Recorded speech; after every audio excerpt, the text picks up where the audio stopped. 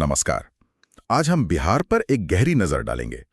श्रोताओं से मिले कुछ स्रोतों के आधार पर बिहार की सामाजिक आर्थिक हकीकत को समझने की कोशिश करेंगे। जी। बिहार का नाम आते ही जहन में एक तस्वीर सी बनती है, घनी आबादी, है ना? ज्यादातर लोग गांव में रहते हैं। हाँ बिल्कुल। और विकास से जुड़ी कई चुनौतियां भी दिखती हैं। स्रोत बताते हैं कि करीब 88% आबादी ग्रामीण है। 88%, ये बहुत बड़ा आंकड़ा है। हाँ, तो ये आंकड़े सिर्फ नंबर नहीं है, ये उन चुनौतियों को दिखाते हैं जिनका सामना बिहार रोज कर रहा है। सही बात है। तो आज का हमारा इरादा है कि इन स्रोतों से जो जानकारी मिली है उसे खंगालें और बिहार की शिक्षा, रोजगार, पोषण, इन सब पहलुओं पर एक साफ तस्वीर पेश करें। चलिए तो फिर शुरू करते हैं। सबसे पहले बिहार की जनसंख्या और इसका जो बुनियादी सामाजिक आर्थिक तानाबाना है उसे समझते हैं। बिल्कुल। किसी भी जगह को समझने के लिए उसकी बुनियाद यानी उसकी आबादी और आर्थिक स्थिति को देखना बहुत जरूरी है। सही। बिहार के मामले में तो ये और भी अहम हो जाता है, क्योंकि यही वो कैनवस है जिस पर शिक्षा, रोजगार, स्वास्थ्य, इन सब की तस्वीरें बनती हैं। अच्छा। और ये समझना भी जरूरी हो जाता है कि आखिर विकास के सफर में बिहार थोड़ा पीछे क्यों रहा है। हाँ, ये तो है। तो इन आंकड़ों पे ही आते हैं। पहले स्रोत बताते हैं कि बिहार की आबादी अंदाजन 12.7 करोड़, बहुत ज्यादा। भारत की कुल आबादी का करीब 9% हिस्सा। और जनसंख्या घनत्व मतलब पॉपुलेशन डेंसिटी, वो तो कमाल का है। प्रति वर्ग किलोमीटर 1300 से भी ज्यादा लोग। 1300, राष्ट्रीय औसत से कहीं ज्यादा। हाँ, और जैसा हमने कहा, लगभग 88% लोग गांव में। जी। तो इतनी बड़ी आबादी, इतना घनत्व, और वो भी ज्यादातर ग्रामीण। इसका जमीनी स्तर पर क्या मतलब निकलता है? मतलब संसाधनों पर कितना बोझ पड़ता होगा? इसका सीधा सा मतलब है कि राज्य पर, खासकर इसके ग्रामीण इलाकों पर, आबादी का जबरदस्त दबाव है। जब घनत्व ज्यादा होता है तो जमीन, पानी, बिजली, सड़कें, स्कूल, अस्पताल, मतलब हर बुनियादी सुविधा पर प्रति व्यक्ति उपलब्धता कम हो जाती है। अच्छा।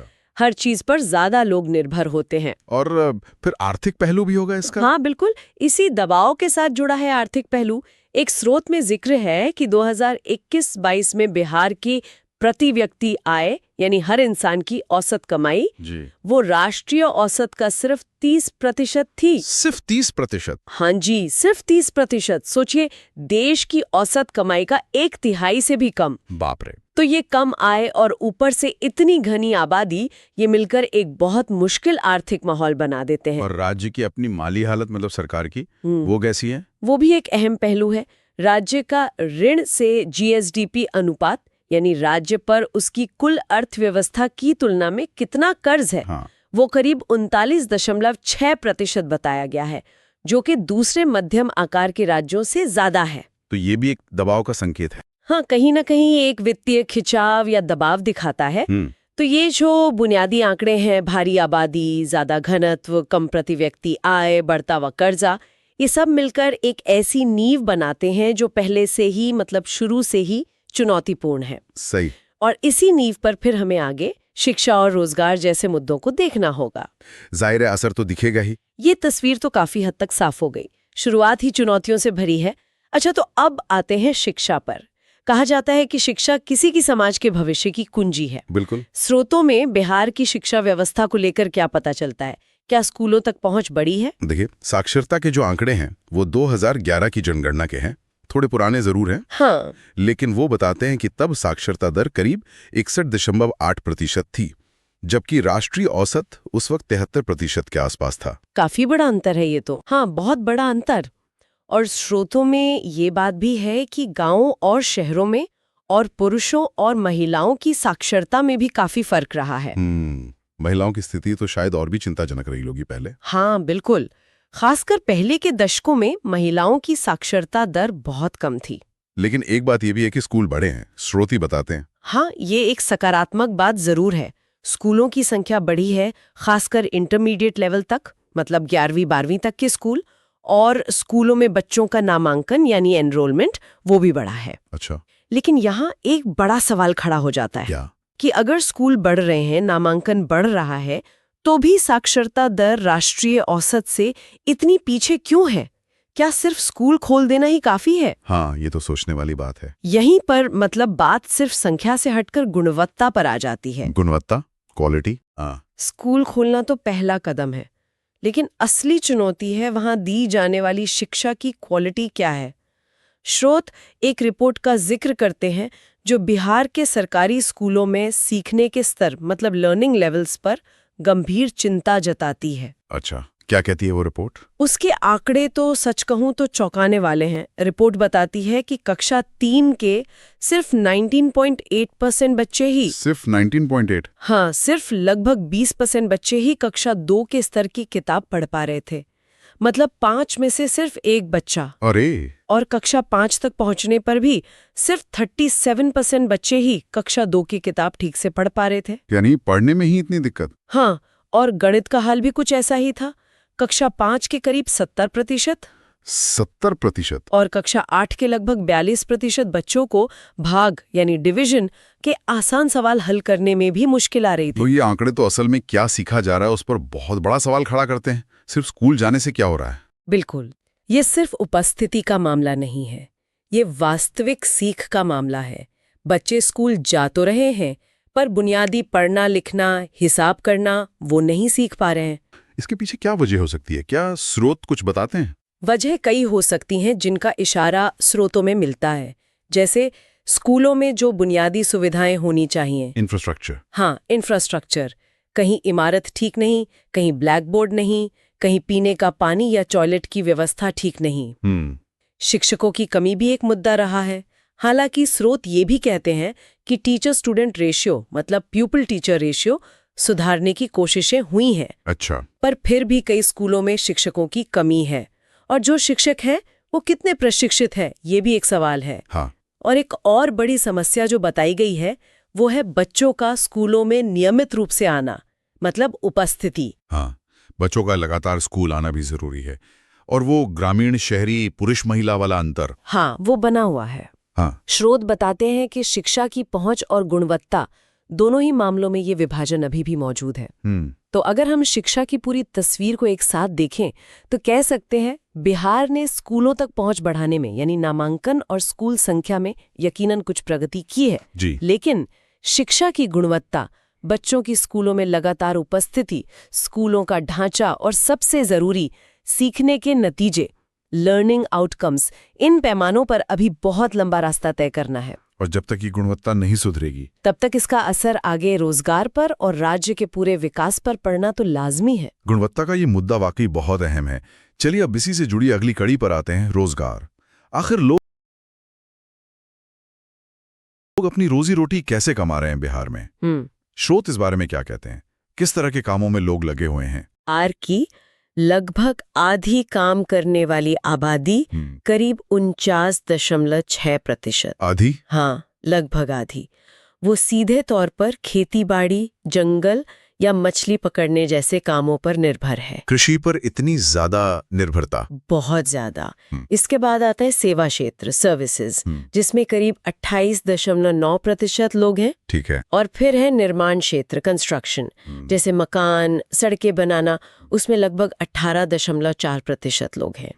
लेकिन जो बात असल में ध्यान खींचती है वो है मैन्युफैक्चरिंग, मतलब कारखानों में उत्पादन का काम। हाँ। उसमें सिर्फ 5.7% लोग लगे हैं। सिर्फ 5.7%? हाँ, ये तो बहुत ही कम है। बहुत कम। तो ये जो तस्वीर है आधी आबादी खेती पर, हाँ, और मैन्युफैक्चरिंग लगभग गायब, हाँ, इसका मतलब क्या है अर्थव्यवस्था के लिए, आम लोगों के लिए? इसके कई गहरे मतलब निकलते हैं। पहली बात तो ये कि कृषि पर इतनी ज्यादा निर्भरता अर्थव्यवस्था को मौसम के भरोसे छोड़ देती है। हाँ, वो तो है। बाढ़, सूखा। बिल्कुल। और बाजार की अनिश्चितताएं भी, फसल अच्छी भी हो पर दाम ना मिलें तो लाखों लोगों की आमदनी पर सीधा असर पड़ता है। सही। दूसरी बात, खेती अक्सर मौसमी रोजगार देती है। मतलब बुआई कटाई के समय काम होता है, बीच के महीनों में काम कम हो जाता है या बिल्कुल नहीं होता। तो एक तरह की छिपी हुई बेरोजगारी। हाँ, मौसमी बेरोजगारी कह सकते हैं। अच्छा, इसी मौसमी बेरोजगारी से जुड़ा एक दिलचस्प बल्कि कहूं तो चिंताजनक जिक्र है एक स्रोत में, एक पुलिस अधिकारी का बयान। हाँ, वो मैंने भी देखा, वो वाकई ध्यान खींचने वाला है। उस स्रोत के मुताबिक एक वरिष्ठ पुलिस अधिकारी ने बिहार में अपराध के पैटर्न को इस मौसमी बेरोजगारी से जोड़ने की कोशिश की है। अच्छा, कैसे? उनका कहना है कि अप्रैल से जुलाई के बीच जब खेती का काम कम होता है तो बेरोजगारी बढ़ जाती है, और इसी दौरान ऐसा कहा गया है कि जमीन से जुड़े विवाद, यहाँ तक कि कॉन्ट्रैक्ट किलिंग जैसे अपराधों में भी बढ़ोतरी होती है। अरे हाँ, अब देखिए, ये साफ करना जरूरी है कि हम सिर्फ स्रोत में जो लिखा है वो बता रहे हैं। इस दावे की पुष्टि या समर्थन हम नहीं कर रहे हैं। नहीं नहीं, बिल्कुल। लेकिन ये इशारा जरूर करता है कि रोजगार की कमी का असर समाज पर कितना गहरा और कितना अलग अलग तरह का हो सकता है। हाँ, ये गंभीर बात है। वैसे अगर हम ओवरऑल बेरोजगारी दर देखें, अनएम्प्लॉयमेंट रेट, तो वो 2022-23 में 3.9% बताई गई है। जी, ये राष्ट्रीय औसत 3.2% से थोड़ी ही ज्यादा है। तो क्या हम ये माने कि बेरोजगारी उतनी बड़ी समस्या नहीं है? देखिए, सिर्फ ये एक आंकड़ा पूरी कहानी नहीं बताता। अच्छा।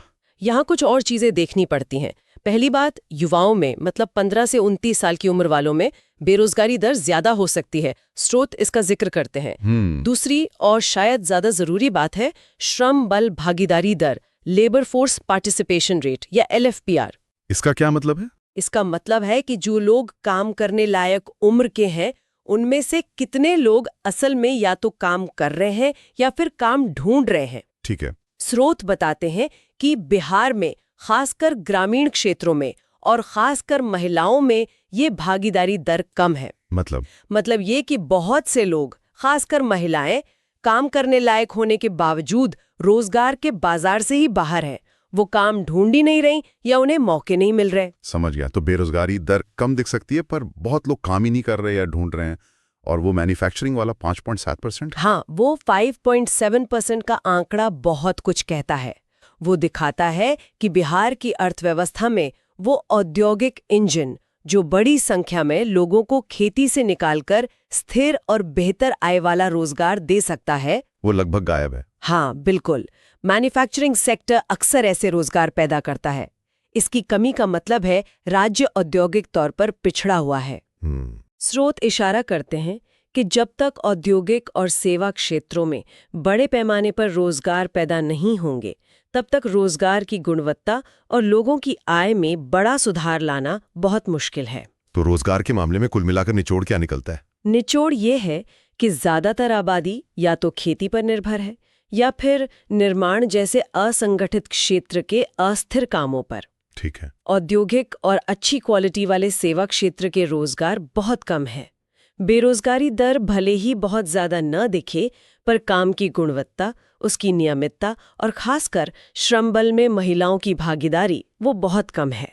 ये एक ढांचागत, मतलब स्ट्रक्चरल चुनौती है। कृषि पर निर्भरता, मौसमी बेरोजगारी, औद्योगिक रोजगार की कमी, ये तो वाकई एक जटिल जाल लगता है। अच्छा, अब इस चर्चा को आगे बढ़ाते हैं और एक और बुनियादी जरूरत पे आते हैं, भोजन और पोषण। हाँ, ये भी बहुत जरूरी है। आखिर सेहत ठीक होगी, पेट भरा होगा, तभी तो इंसान कुछ कर पाएगा। स्रोतों में बिहार की पोषण स्थिति के बारे में क्या जानकारी है? और यहाँ जो आंकड़े सामने आते हैं वो सच में बहुत गंभीर हैं। जैसे? स्रोत बताते हैं कि बिहार में 5 साल से कम उम्र के बच्चों में स्टंटिंग मतलब उम्र के हिसाब से कद कम रह जाना? हाँ, बिल्कुल।